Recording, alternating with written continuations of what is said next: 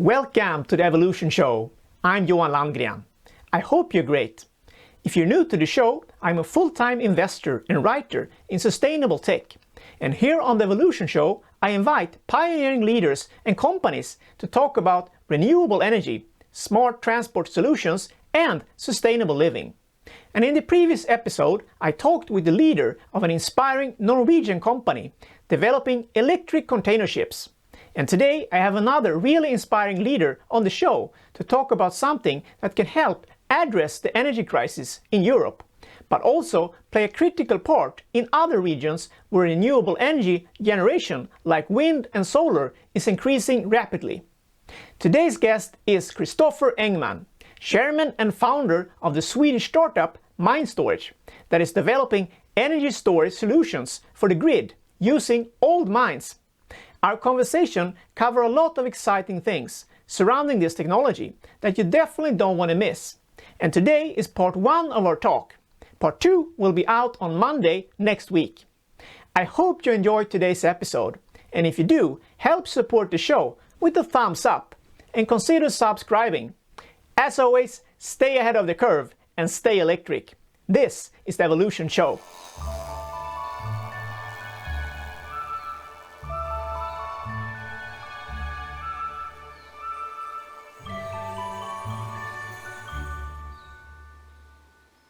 Welcome to the Evolution Show, Christopher Engman. Thank you. My pleasure. Yeah, nice to have you on the Evolution Show. You are the co-founder and chairman of a new Swedish startup called MineStorage. And you're planning to store energy in old mines, turning them into large energy storage units using water and large pumps, turbines and generators. Can you tell us about your company and how this really cool technology is working? Great, yes, no problem. So, when we build wind and solar at larger and larger volumes, we also create a larger degree of volatility in the power grids. And as a response to that, the whole market has been talking about various types of energy storage units. And when we looked at this market, we saw that there are great innovations for short-term energy storage and very close to also going over to frequency regulation. When you talk about those, you talk about lithium-ion and hydrogen.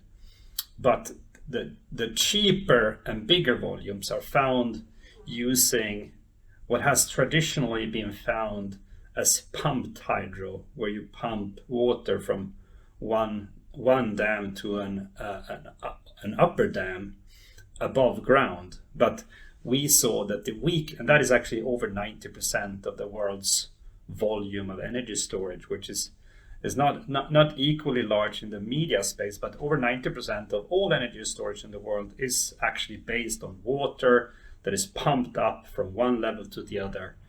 But that is very restricted to countries and regions and areas with big height differences. So you find them in the north of Sweden, you find them all across Norway, you find them in various parts of Austria, Switzerland, etc.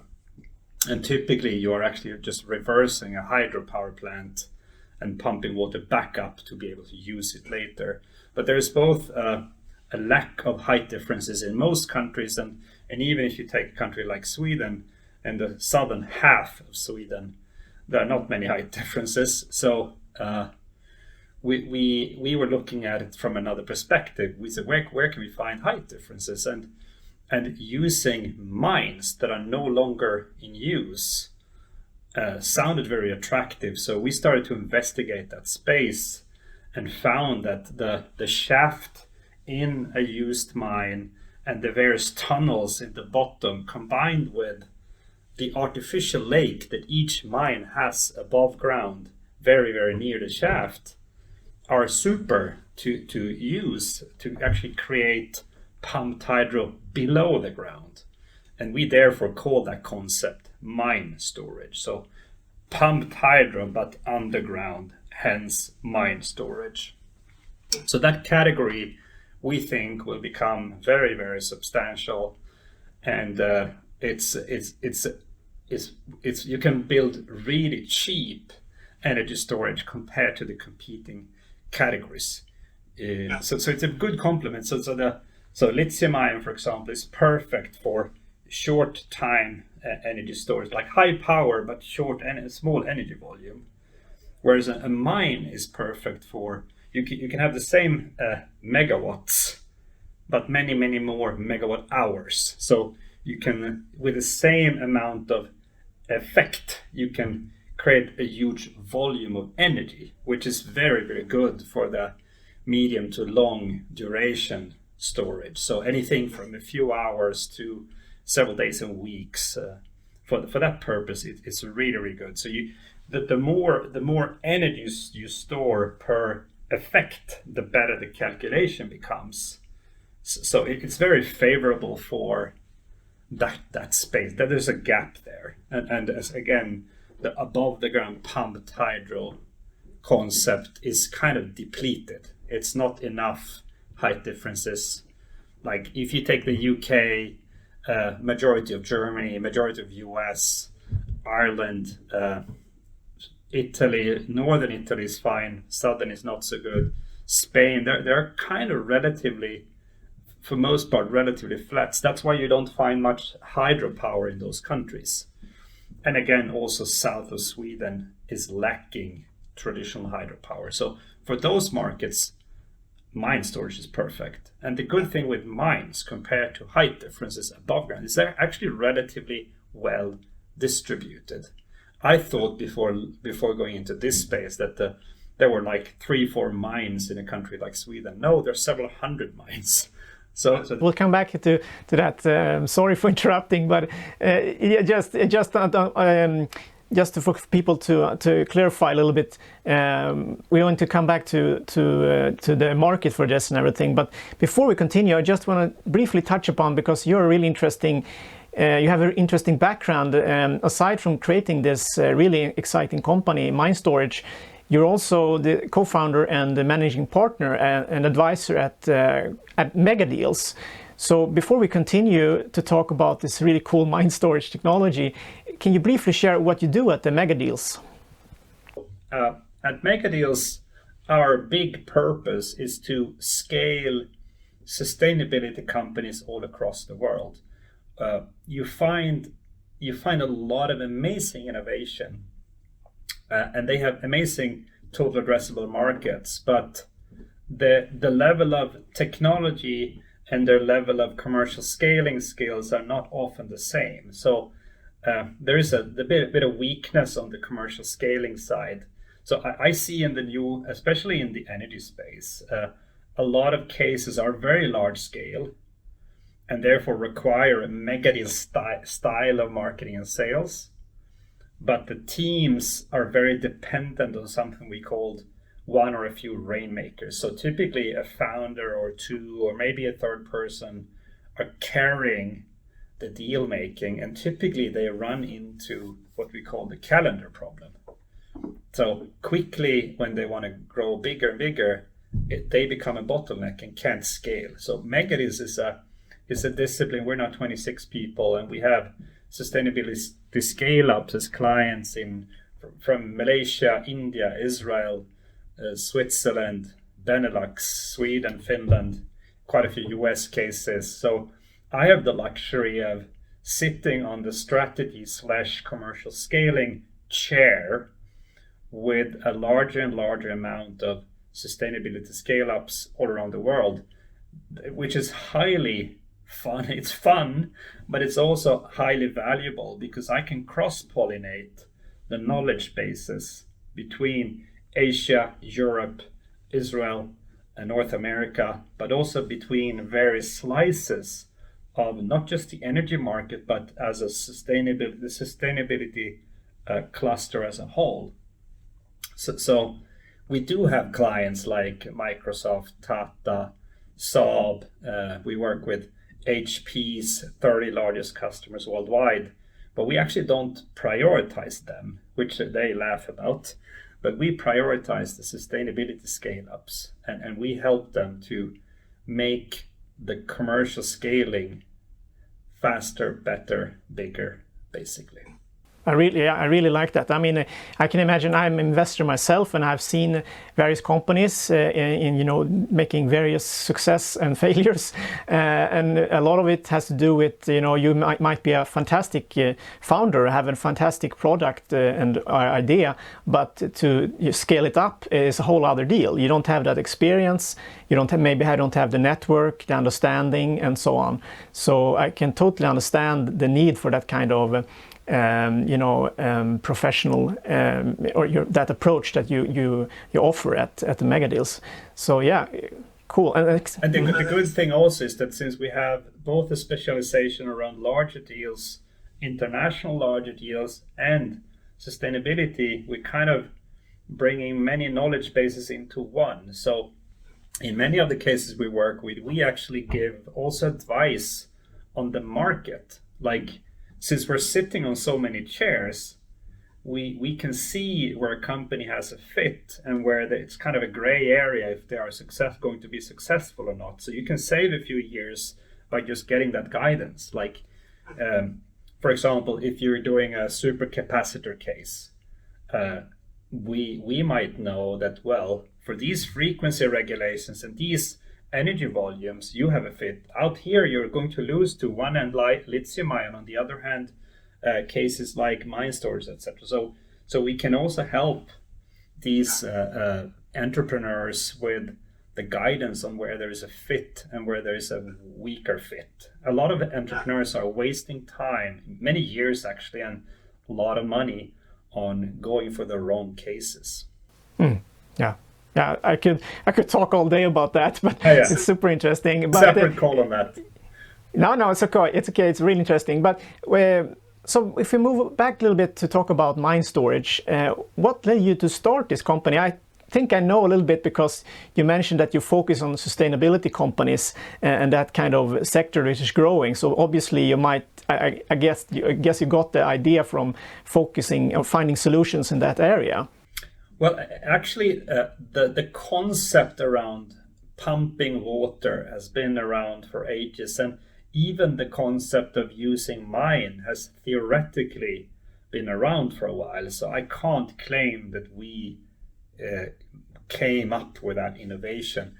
I think, though, that the market hasn't been there. So theoretically, there has been companies and people around the world, especially in the science space, been looking at using old mines and the elevation that they offer, and also like its sound. You can't see anything, it's all underground, which is perfect. But the market hasn't been there. Now there's as you can see, all the debates around Ukraine, Russia, that we are forced to use more and more fossil sources to manage the volatility.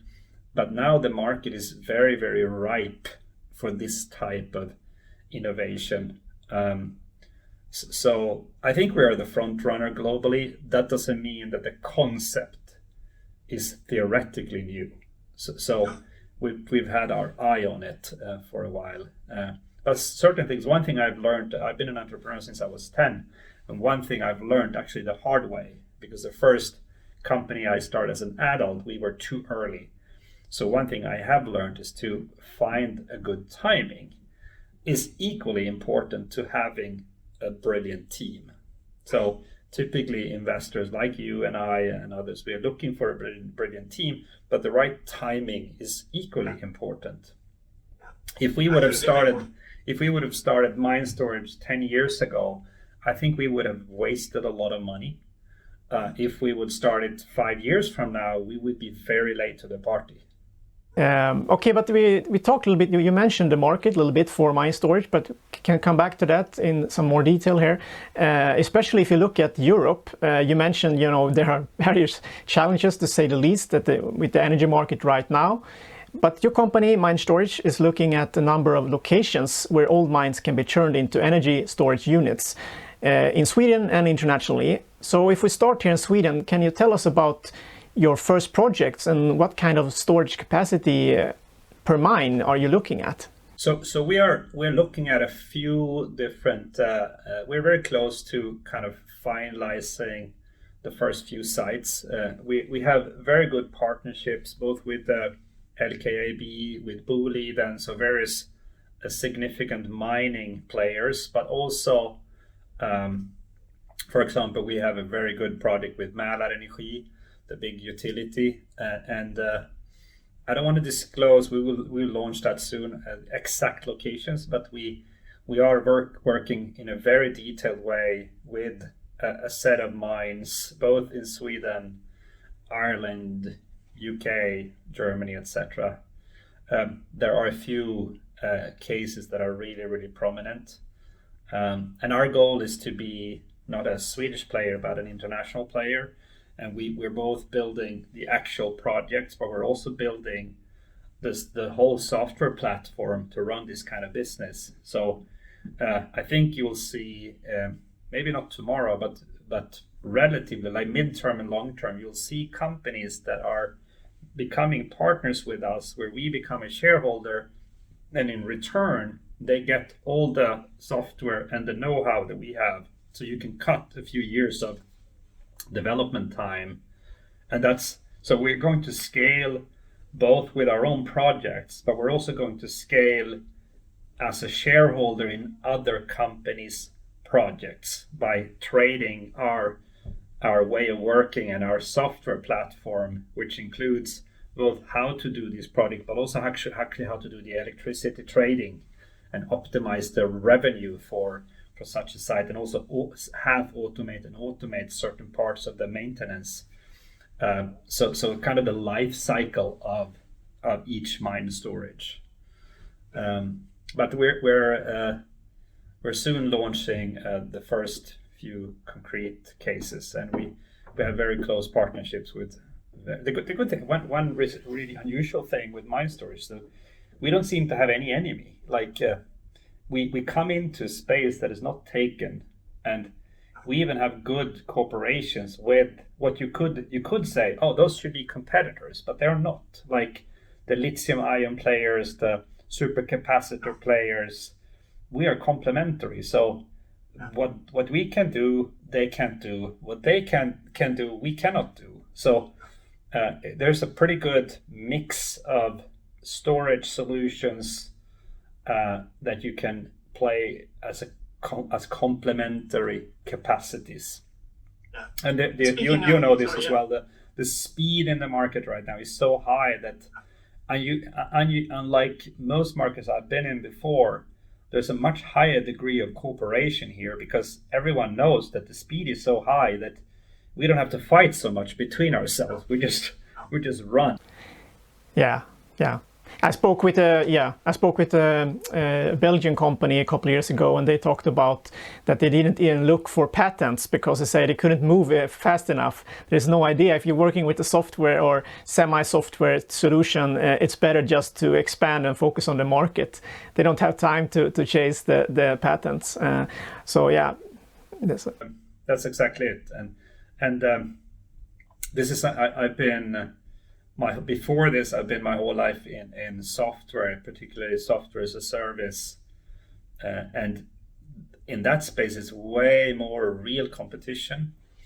In this kind of green transformation, it's more competition with pace. How fast can you run, and still being kind of control? Yeah. We have to mention, sorry, just for people to get an idea of what kind of energy storage you're talking about. I mean, you mentioned on your homepage that you're looking at several locations, and for example, there are a couple of ones in Bergslagen where you mentioned 30 megawatt hours of storage per mine. So in that kind of ballpark, I guess you're talking, and you're talking also about starting the operations in 2026. I would say it's 2027. So okay. Just to not give you a over optimistic. But we're looking at cases where the smallest cases, and we're actually going to start with a small case. A small case would be 15 megawatts and 30 megawatt hours. But the larger cases we're looking at, they're more like 100 to 200 megawatts and a lot of megawatt hours.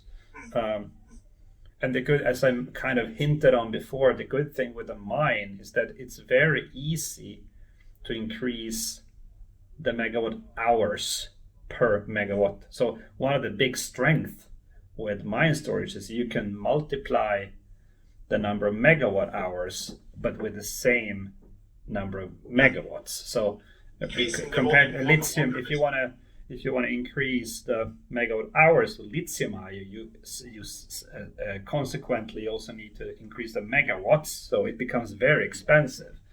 But the ratio megawatt hour per megawatt is very favorable for a mine storage compared to any other storage class.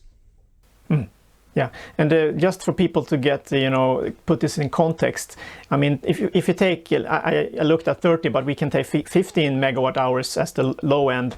That's still about 1,500 households, each having 10 kilowatt hours of battery storage at home. Let's say you have a solar array and you want to have energy storage.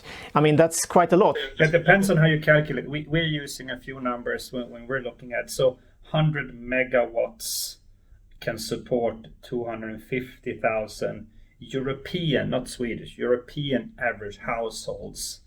And an average household in the European term is 2.3 people. So 100 megawatts can support 575,000 people, which is the size of Gothenburg. And if you then have a multiplication factor on the number of megawatt hours, so you can support with 100 megawatt mine storage, support Gothenburg for quite a few hours of no other energy supply, which is pretty impressive. And I think that kind of scale, that kind of grid scale energy storage is not realistically possible to build in any other way and still keep sustainable budgets. No, I was more thinking about local grids or like kind of from the individual's perspective, but that's very important too. I mean, I agree with what you said as well. I just took it to yeah. And I mean, that's very good that you clarify that, because you're providing that service. Obviously, your people, the big energy companies, they of course they want your kind of solutions. While perhaps me as an individual, I see it. I mean, I've been having battery storage at home for 3 years now, and I see the benefits with that. But I see both. They're both positive solutions. They complement each other. So it's really good to clear that out. On the timing. So it takes only 2 to 3 years to build each mine storage, but there are 1 to 2 years of permits. So that there's also the bureaucracy around it.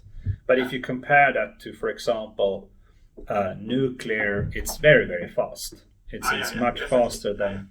And I think a good thing is that we're using water. Water is not rare earth metals. It's not radioactive.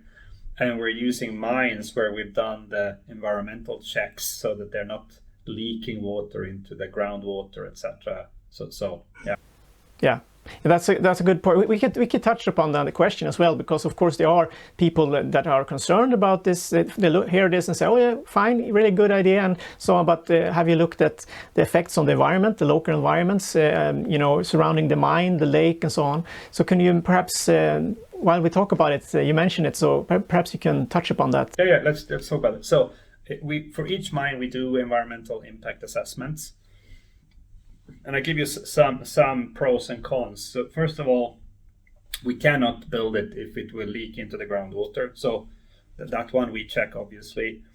Luckily, so we're using a lake, which is above ground, just near the shaft. That lake, though, is in more than 90% of the cases made. Not made by us, it's made by the mining company that made the mine, because they always create a mine lake. So that lake is kind of dead. It's very raw. It's not a nice lake in the forest. It's actually a pit, a gravel pit. That lake is a gravel pit, so we're obviously shifting the level maybe 1 meter we're shifting the level of that water. It can be more or less, depends obviously on the lake, but we're shifting the water level. So there's one negative thing about it, which is that obviously there are certain animals and certain vegetation that lives exactly above or below the water surface, and they struggle to live where the water is going up and down like that. But on the other hand, you also have lakes where there is no oxygen, and when we rotate the water, we actually introduce oxygen into the lake. So we actually make the lake more alive. But most of these are kind of industrial side. They're not natural lakes, and we always use a closed loop system. So the water we pump up is the same water as we drop down. So we're just using the above the ground dam or that kind of gravel pit as the water regulator. We're kind of in the same category as normal hydropower. There are fishes that might come into our system, but our turbines are not chopping. They're not chopping up a fish, so it would let the fish go through. But just to give you full transparency, if we would use a normal lake, it can have an impact on a fish or two. But again, it's very rare. We're using mainly industrial lakes, like the mining lakes. That was all for today, folks. I hope you liked today's episode. And if you do, help support the show with a thumbs up and consider subscribing. And be sure to tune in on Monday next week when my conversation with Christopher Engman continues. In part 2, we talk about the economic benefits storing energy in mines and some of the challenges as well as the future for this exciting technology. I hope to see you next week.